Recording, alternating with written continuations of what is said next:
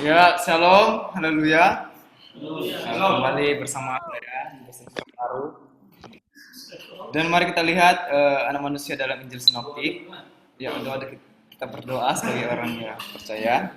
Kita bersatu dalam doa, kami ucap syukur Tuhan atas kebaikan-Mu yang luar biasa pada setiap kami Tuhan. Pada saat ini kami belum berkumpul di tempat ini atas izin daripada Tuhan. Dan pada saat ini Tuhan kami akan memulai kelas kami. Berkati setiap kami yang presentasi dan juga teman-teman kami yang akan menyimak. Dan juga berkati padamu sebagai pemberi mata kuliah kami. Dan biarlah Tuhan selesai dari kelas ini kami boleh menerapkan atau kami boleh mendapatkan nilai-nilai yang baru dalam hidup kami.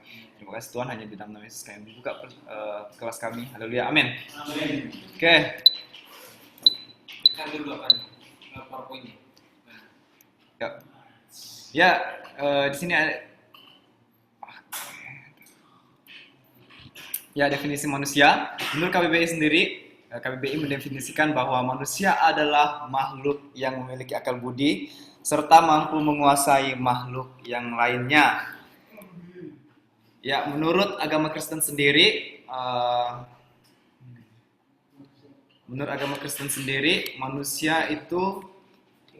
manusia merupakan ciptaan Tuhan yang paling sempurna daripada ciptaannya yang lain. Manusia diciptakan Allah segambar dan serupa dengannya. Manusia memiliki akal budi, perasaan, kasih, serta diberikan kemampuan untuk melakukan kehendaknya. Maka daripada itu teman-teman juga semua memiliki perasaan seperti itu ya. Dan lanjut, Alkitab mencatat bahwa manusia diciptakan oleh Allah dari dua unsur, debu tanah dan roh yang dihembuskan oleh Allah. Atau boleh dikatakan manusia adalah makhluk yang terdiri dari dua unsur, tubuh, jasmani dan roh atau rohani.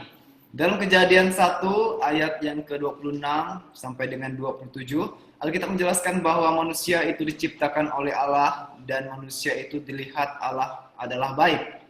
Ya, manusia dalam bahasa Yunani, karena ini merupakan Injil Sinoptik dan Injil Sinoptik sendiri kita tahu bahwa penulisannya berasal dari bahasa Yunani.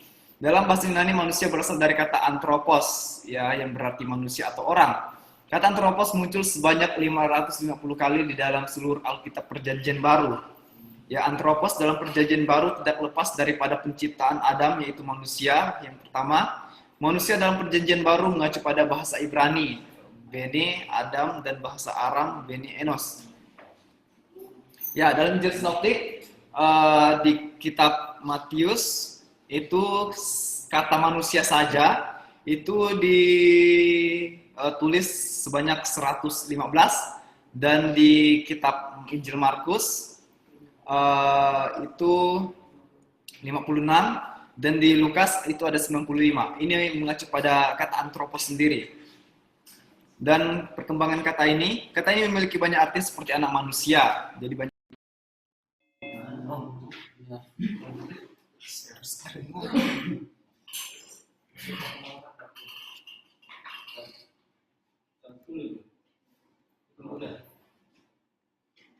Halo, masih mendengar suara saya?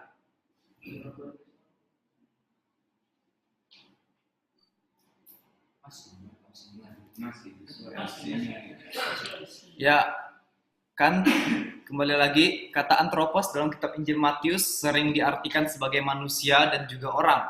Kitab Injil Markus juga memperlihatkan bahwa kata anthropos juga memiliki arti yang sama, dan juga begitu juga dengan kitab Lukas. Dalam Injil Sinoptik, kata anthropos memiliki perkembangan kata dan berdiri secara sendiri, yaitu bahwa anthropos diartikan sebagai manusia, yang paling seringnya di kitab Injil Sinoptik. Perbandingan kata anthropos sebagai anak manusia juga memiliki arti lain, yaitu sebagai seorang, orang, laki-laki, perempuan, ataupun suatu bangsa.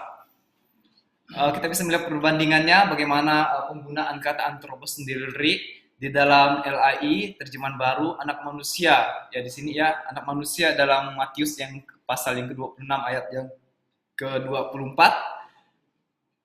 Anak manusia memang akan pergi sesuai dengan yang ada tertulis tentang dia, akan tetapi celakalah orang yang olehnya anak manusia itu diserahkan, adalah lebih baik bagi orang itu sekiranya ia tidak dilahirkan.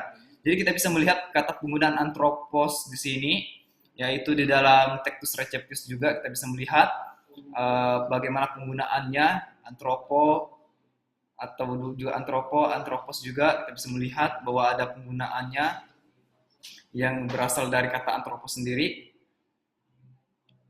Ya, selanjutnya, dan di sini tentang anak manusia yaitu huios tou, antropo menggunakan kata antropos ya.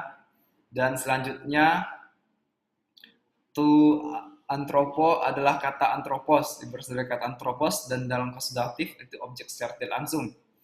Dan antropos sebagai anak manusia. Dalam Injil Sinoptik, anak manusia juga merupakan terjemahan daripada antropos. Dalam kasus ini, anak manusia adalah gelar bagi Yesus. Gelar sebagai anak manusia merupakan sorton sebagaimana Allah menjadi manusia. Alkitab menyebutkan anak manusia dalam kerangka yang berbeda-beda dan memiliki makna yang luas dan merujuk pada pribadi Yesus. Ya, selain anak manusia, Markus pasal yang ke-14 ayat yang ke-61b sampai dengan 62, dalam PB juga ada berbagai macam sapaan, yaitu gelar-gelar sehubungan dengan Yesus sebagai anak manusia. Gelar tersebut meliputi Kristus, Mesias, Juru Selamat, Anak Allah, Anak Daud, dan juga Guru. Anak manusia dalam Injil Sinoptik. Anak manusia dalam Injil Sinoptik merupakan suatu gelar yang hanya dipakai oleh Yesus sendiri. Gelar anak manusia dari Injil Sinoptik merupakan suatu yang paling penting dan membingungkan. Di satu sisi bahwa istilah anak manusia berarti manusia pada umumnya, namun di sisi lain Yesus memakai istilah anak manusia dalam arti ilahi. Dalam kitab Injil Matius, kata anak manusia dicatat sebanyak 30 kali, Injil Markus 15 kali, dan Injil Lukas 27 kali. Berdasarkan latar belakang penyebutan anak manusia dalam Perjanjian Baru, Yesus memakai sebutan anak manusia untuk dirinya. Ia bermaksud menekankan keadaannya sebagai manusia dan sifatnya sebagai wakil manusia.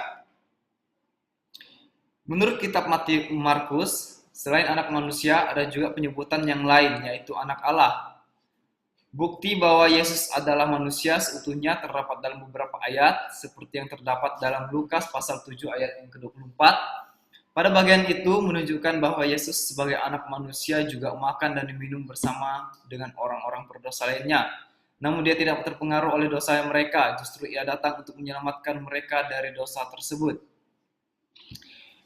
Begitu juga dengan yang terdapat dalam Lukas 9 ayat yang ke-58, Yesus berkata kepadanya, serigala mempunyai liang dan burung mempunyai sarang, tetapi anak manusia tidak mempunyai tempat untuk meletakkan kepalanya.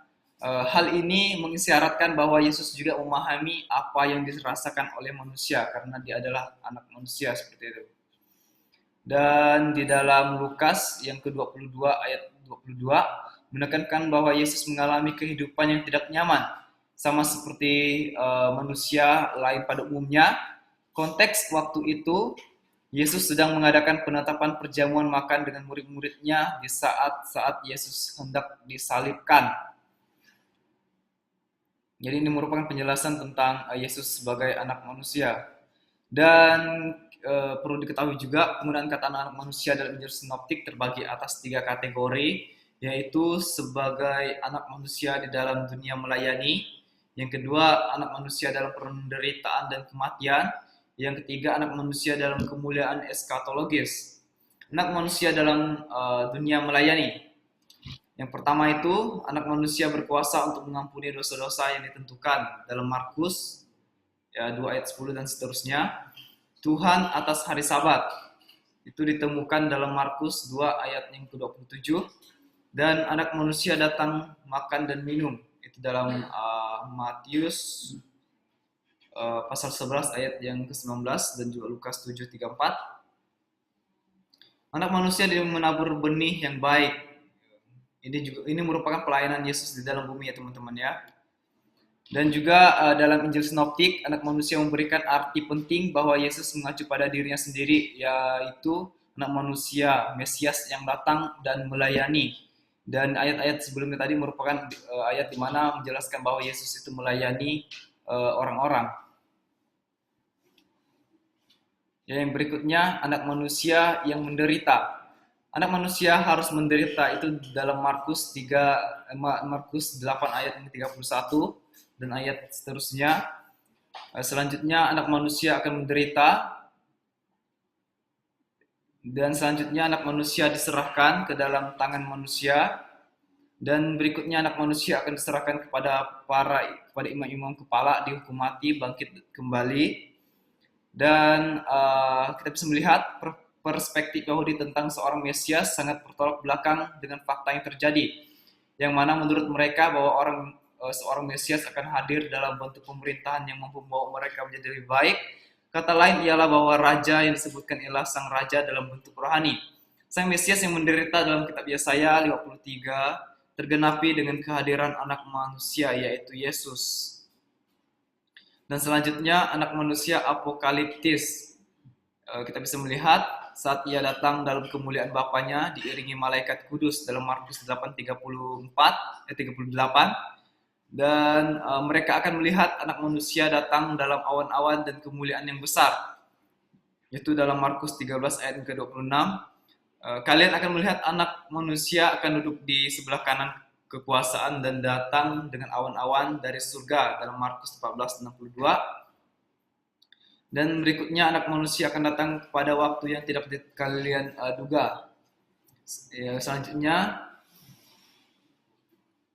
dan langsung kesimpulan, anak manusia menggambarkan bahwa Yesus memiliki natur manusia sekaligus natur ilahi di dalam dirinya. Konsep mengenai anak manusia di dalam Injil Lukas membuktikan bahwa Yesus adalah manusia seutuhnya dan melukiskan mengenai penderitaan, wewenang, dan kuasanya, serta merupakan wujud nyata dari tindakan Allah untuk menyelamatkan umat manusia. Signifikansi atau pentingnya pembahasan mengenai konsep Yesus sebagai anak manusia adalah kita harus memahami bahwa gelar tersebut tidak menunjukkan keterbatasannya, justru menunjukkan kerendahan hati dan kerelaannya untuk menebus manusia dari perbudakan dosa. Sekian dan terima kasih.